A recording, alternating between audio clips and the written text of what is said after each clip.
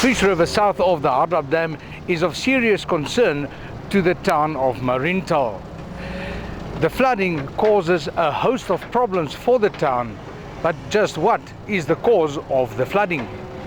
Vegetation in the river itself, blockages in the river itself, road crossings that developed over here and filled up, sedimentation that formed as the reed growth year after year deposits its own leaves.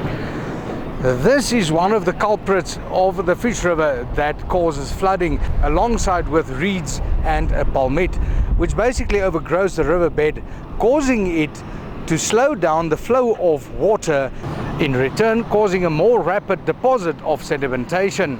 And the whole river becomes so salinated.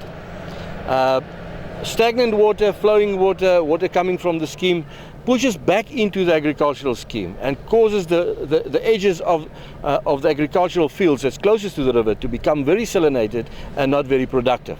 Directly resulted from it in 2000 and 2006. Of course, we all know about the floods that happened in Mariental.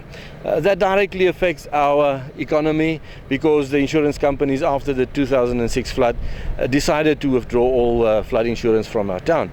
The domino effect of that, banks not being willing to give us further financing on property or development, putting our town into a stranglehold.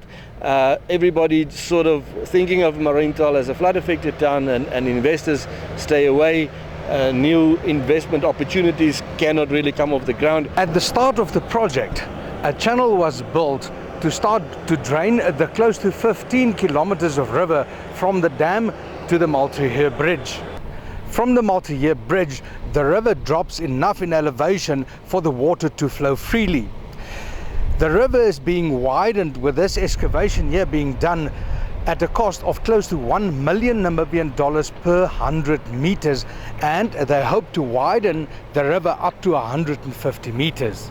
During 2011, the task force went out on tender for the whole river, and the tenders that came in amounted to roughly summarized to 170 million to clean up the whole river. We decided then to come back to a smaller piece, to do 1 kilometer, to deepen the river and to straighten out some areas and to remove all the vegetation and to learn from this 1 kilometer experiment. We wanted a Namibian company to do the work. Fortunate for us, some of the bigger contractors decided to come to the table with some experimentation with drainage to see how the riverbed can be drained, and then after to be worked dry. And now we can see the result now. The company that is in operation here is a joint venture between Civil I Construction and Windhoek Renovation. This is one of the channels that was dug for the drainage of the stagnant water in the Fish River. A lot of lessons can be taken away from this project, for instance, to be applied at the proposed Namibia Dam. I'm Johan Nel reporting for the News on One.